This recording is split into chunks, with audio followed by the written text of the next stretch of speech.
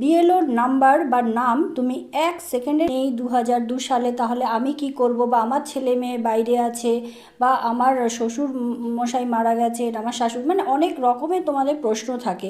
সেই সব প্রশ্নের উত্তর কিন্তু একমাত্র তোমাদের এলাকার যে বিএলও ওনার কাছেই তোমরা পেয়ে যাবে। আর সেইটা কিন্তু যত রকম ডকুমেন্ট যা যা লাগবে ওনারাই বলতে পারবেন। আর তোমার এলাকার বিএলওর নাম্বার বা নাম তুমি 1 সেকেন্ডের মধ্যেই পেয়ে যাবে তোমার ফোন নাম্বার থেকে। সেটা কিভাবে পাবে বা কোথায় পাবে, চলো সম্পূর্ণ স্ক্রিন রেকর্ডের মাধ্যমে দেখিয়ে দিচ্ছি। ভিডিওটাকে বেশি বেশি করে শেয়ার করে দাও, কারণ এটা ভীষণই গুরুত্বপূর্ণ একটা ভিডিও, সবাইয়ের মধ্যে ছড়িয়ে দিও। চলো দেখে নাও।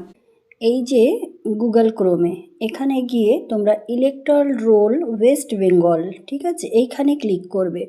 করার পর তোমরা ইলেকট্রাল রোল এই জায়গায় ক্লিক করবে। এই জায়গায় আসার পর এই যে 3টে লাইন আছে এইখানে ক্লিক করবে।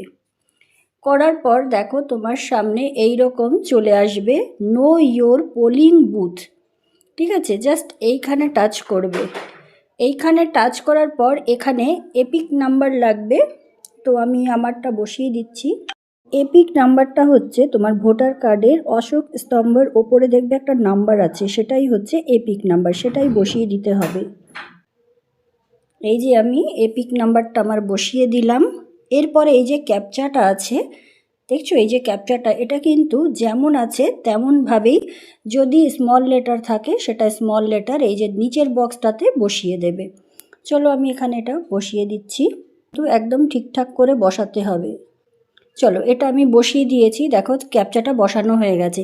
এবার আমরা এই যে সার্চ বাটনে ক্লিক করলেই কিন্তু তোমার বিএলওর নাম্বারটা তোমরা পেয়ে যাবে।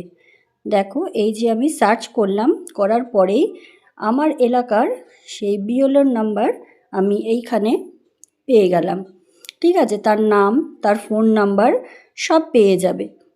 তোমার বিএলও নাম্বার দরকার, এখানে বিএলও নাম্বার আর নাম এবং ফোন নাম্বার পেয়ে যাবে।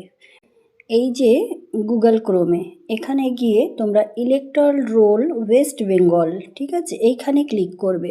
করার পর তোমরা ইলেকট্রাল রোল এই জায়গায় ক্লিক করবে। এই জায়গায় আসার পর এই যে 3টে লাইন আছে এইখানে ক্লিক করবে।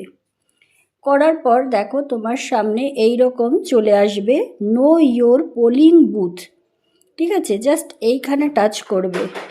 এইখানে টাচ করার পর এখানে এপিক নাম্বার লাগবে, তো আমি আমারটা বসিয়ে দিচ্ছি। এপিক নাম্বারটা হচ্ছে তোমার ভোটার কার্ডের অশোক স্তম্ভের ওপরে দেখবে একটা নাম্বার আছে, সেটাই হচ্ছে এপিক নাম্বার, সেটাই বসিয়ে দিতে হবে।